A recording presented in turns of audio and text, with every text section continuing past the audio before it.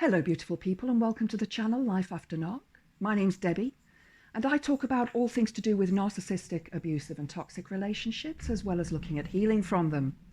And today's video, 9 emotions the trauma bond may elicit. Before I get into the body of the video, if you enjoy it, please click the like button. Please subscribe to the channel and share with your friends, family, anyone who you think may benefit. So, 9 emotions the trauma bond may elicit. Now, if you're wondering what a trauma bond is, I'll put a link to the trauma bond videos that I've done in the description box below, so you can have a look at that. In a nutshell, the trauma bond is what is created between you and your narcissistic partner or ex, and this is how your body responds, your body and your mind responds. So it's a chemical reaction that happens, and you are connected to that person through the trauma that you have experienced. So things are not going well in the relationship. The narcissist or the narcissistic personality type, the abuser, the toxic person devalues you. And perhaps they start to call you names, they mistreat you, they ignore you, they ghost you, they gaslight you. Whatever they do, this is hurting you. And then they love bomb you again. Say, oh, I'm sorry I did that. I didn't mean it. I'm really sorry. So you take them back and the whole cycle begins again until you leave them or they leave you. So these emotions that this trauma bond may elicit once the relationship is over, and this is in the early stages of that breakup, that leaving of your partner, that divorce, whatever it is that you have gone through, that discard. This is in the early stages, but these emotions, I will say, can last for quite a while. So your healing time, your healing process is your healing time and your healing process, and it cannot be measured.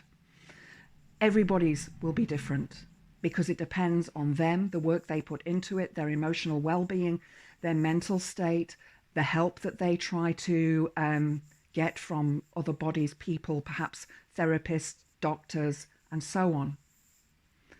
But some of the emotions you're going to experience: confusion. What happened? That you were in a relationship, then all of a sudden you're not. Perhaps you were together for years, perhaps 5 years, 10 years, 20 years, and all of a sudden you're single again. What happened? Confusion. What did you do to end this relationship? You didn't do anything. The narcissistic personality type did.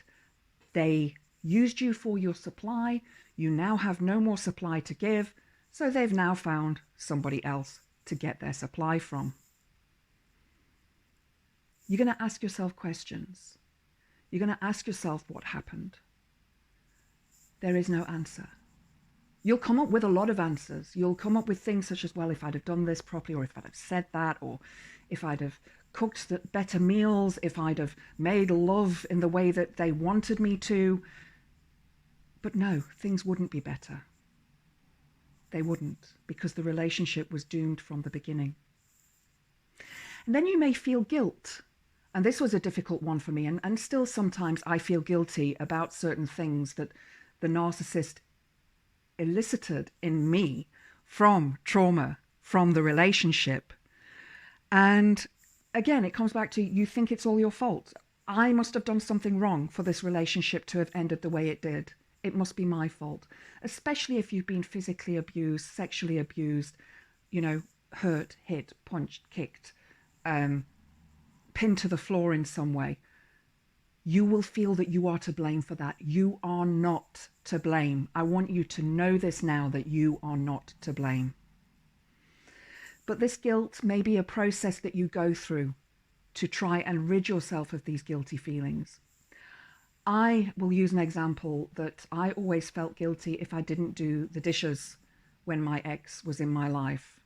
Now I deliberately don't do the dishes and I don't feel guilty anymore, because it's up to me when I do the dishes, not up to them.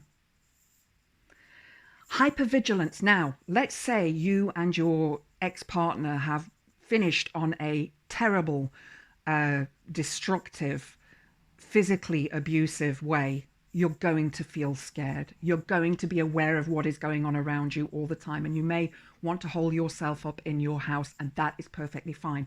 And if you are afraid that your partner, your ex-partner, is going to do something to you that could be detrimental to your health in any way, shape, or form, please contact the police. Let them know that this is what's happened. Let them know that you are feeling afraid, that you are a victim of this abuse. And I'm hoping that you've already contacted a women's support group or some kind of support for abused women. And they can also give you the advice that you need around hypervigilance. But what I would suggest to you is change your locks on your doors. Make sure you're looking over your shoulder. Be careful. I was lucky.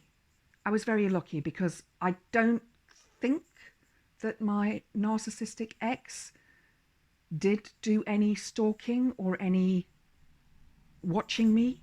They might have done through social media, but physically, I'm not sure.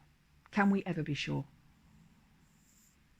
But know that things will trigger this.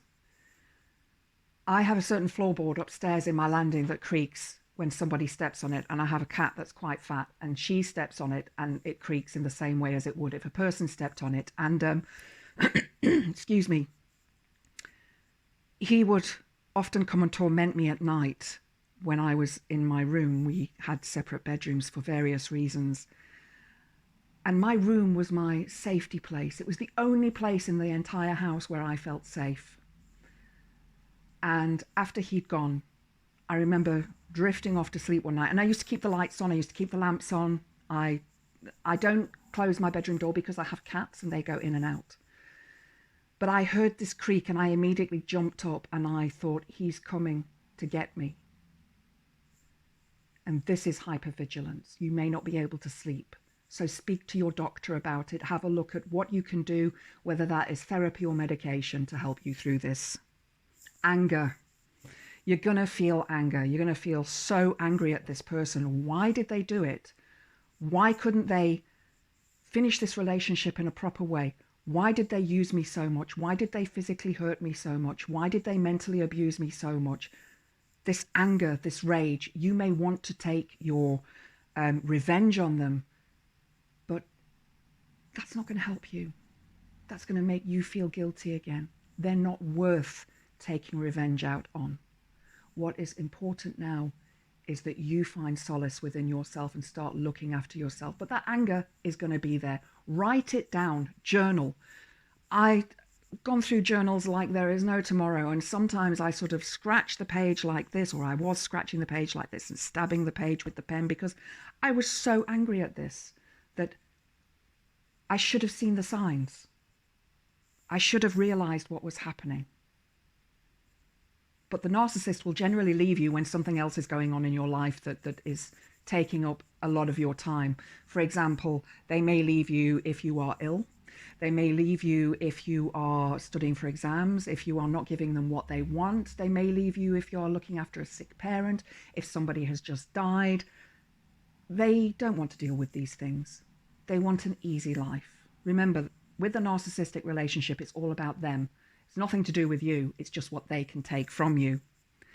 Sadness and loneliness. And I've put these two together because the sadness may happen for a while, and it could happen for a few years down the line. You may see something that reminds you of them and think, we did that together. But the loneliness as well. If you've got children, that's probably going to be different. But if, like me, you don't have children, and all of a sudden this person's gone from your life, and this person who you thought was your best friend has gone, and then you have nothing and nobody left. And something else that the narcissist may well have done in that relationship is they will have isolated you from your friends, from your family, so you have nobody to turn to, and you are, in effect, isolated. So again, seek therapy. Go to the doctor, contact your old friends and explain to them what's happened. And I can promise you now that at least 1 out of 3 will have gone through a similar type of relationship to what you've just experienced, and they will be able to help you. And if they were a true friend, they'll help you. Also seek support from support groups from Women's Aid. There's many other charities out there that you can contact as well. Grief. Yes, grief. It is like a death. It's a death of a part of your life that you can never get back. It's gone. I wasted 12 years of my life. I learned from them. And now I'm putting those lessons into place for my future. And you can too. But grieve in your way, whatever way you need to grieve. And you will go through all of those emotions that you go through with grief. There were 7 emotions. I think there were 5, then 7. Now there are 9. You can have a look online. I've also got a video, which I will try and find and link below, that goes through those emotions of grief. They were gaslighting you. They led you to believe so many things about yourself that were not true, that you thought you were less than. You thought you were worthless. You are not less than. You are more than. And you are so worthy of more than what they were giving you. They never loved you. They didn't. They only loved what you were supplying them, whether it was a roof, money, a car, food, a family. Whatever it was that you were supplying them is what they loved, not you. You are disposable. That's why they've gone. They've moved on to the next supply. Depression. Yeah, I know. That's part of the grief process as well. And depression is awful. I have bipolar disorder, and I have suffered in the past with severe depression.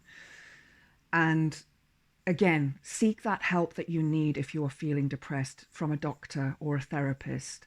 And if you need to go on to antidepressants for a while, there is no shame in that, guys. There really isn't. So many of us think that we'll get over depression on our own, but it's a chemical problem in the brain. You have been abused. You have the trauma bond that has been created by the narcissist with you. And this is a normal emotion to go through after a relationship like this has ended. Betrayal. You're going to feel betrayed. I felt betrayed in so many ways. Betrayed because they left without a word. They took a lot of my things. They felt they were entitled to some of them, even though I had pretty much spent my entire life savings on them. And they'd given nothing back. They won't, because they're narcissists, and they, again, put themselves first. They don't think about other people at all. It's all about them. Whether they cheated on you or not, whether you think they cheated on you or not, you will feel betrayed. And it's horrible to feel that way.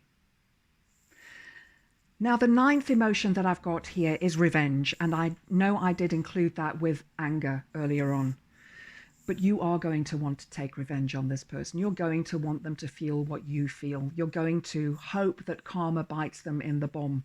And you know what? It may well, it may not. Sometimes these narcissistic people tend to get away with things and live life to the fullest, and they don't even notice. But they don't notice because they are not aware of other people, and they're not aware of the pain that they're creating with other people in their lives. Because they're self-centered, because they're egotistical. That is a narcissist. They're only interested in themselves. They're not interested in other people, only in what they can get from those people. So don't take revenge on this person. It's not worth it. It really isn't. Don't get yourself into a position where you are in trouble with a legal aspect of things. Also, if you are thinking about doing something to yourself, perhaps you have suicidal ideations, please seek therapy.